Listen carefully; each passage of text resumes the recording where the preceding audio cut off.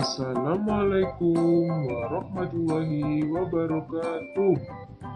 Semangat pagi anak-anak hebat. Bagaimana kabarnya hari ini? Semoga semuanya dalam keadaan sehat dan tetap semangat. Hari ini kita sudah masuk tema 3 subtema 1. Kita akan belajar tentang sistem pencernaan makanan hewan ruminansia. Apa itu hewan ruminansia?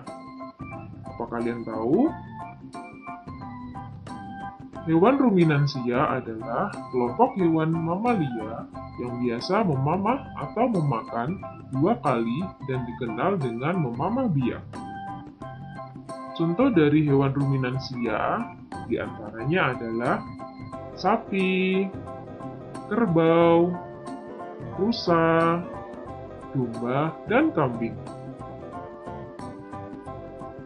Selanjutnya, kita akan membahas sistem pencernaan dan organ pencernaan pada salah satu hewan ruminansia.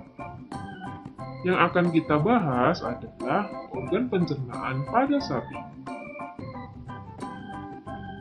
Organ pencernaan pada sapi diantaranya yaitu gigi. Gigi seri yang berguna untuk memotong makanan. Gigi geraham untuk mengunyah makanan. Kemudian ada lidah. Lidah ini berfungsi untuk merenggut rumput atau makanan dan mendorong makanan yang sudah dikunyah menuju lambung. Kemudian ada saliva. Saliva merupakan cairan atau enzim khusus yang dihasilkan oleh kelenjar khusus pada sapi yang kemudian disalurkan ke rongga mulut. Saliva ini berperan dalam proses pencernaan kimiawi. Dan yang terakhir ada lambung. Lambung sapi dibagi menjadi 4. Yang pertama yaitu rumen, yang kedua omasum, yang ketiga abomasum, dan yang terakhir yaitu retikulum.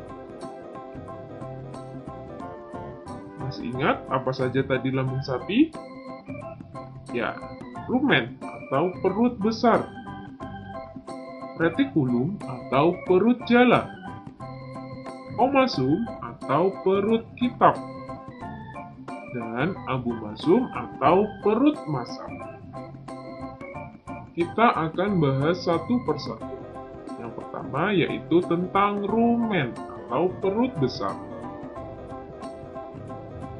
Rumen merupakan tempat terjadinya pencernaan dengan bantuan mikroba atau bakteri. Pada rumen, makanan dicerna hingga menjadi bubur dengan gerakan mengaduk oleh dinding rumen. Saat sapi beristirahat, makanan akan kembali ke mulut dan dikunyah kembali. Kemudian, di retikulum, makanan difermentasi kembali dengan bantuan bakteri anaerob dan protozoa. Pada bagian ini terjadi proses absorpsi atau penyerapan dan penyaringan benda asing yang masuk bersama makanan sehingga tidak masuk ke omasum. Nah, di omasum, makanan dicerna dengan bantuan enzim pencernaan. Kemudian ada abomasum. Nah, abomasum ini yang sebenarnya disebut dengan lambung. Di sini makanan dicerna dengan bantuan enzim pencernaan pepsin yang dihasilkan oleh abomasum. Sistem pencernaan pada sapi yaitu makanan atau rumput dikunyah di dalam mulut. Kemudian dilanjutkan melalui esofagus untuk disalurkan ke lambung. Dari esofagus, makanan menuju ke rumen. Proses yang terjadi di rumen yaitu makanan dicerna hingga menjadi bubur dengan bantuan gerakan mengaduk oleh dinding rumen. Dari rumen, makanan akan dilanjutkan atau akan dikembalikan lagi ke mulut untuk dikunyah kembali.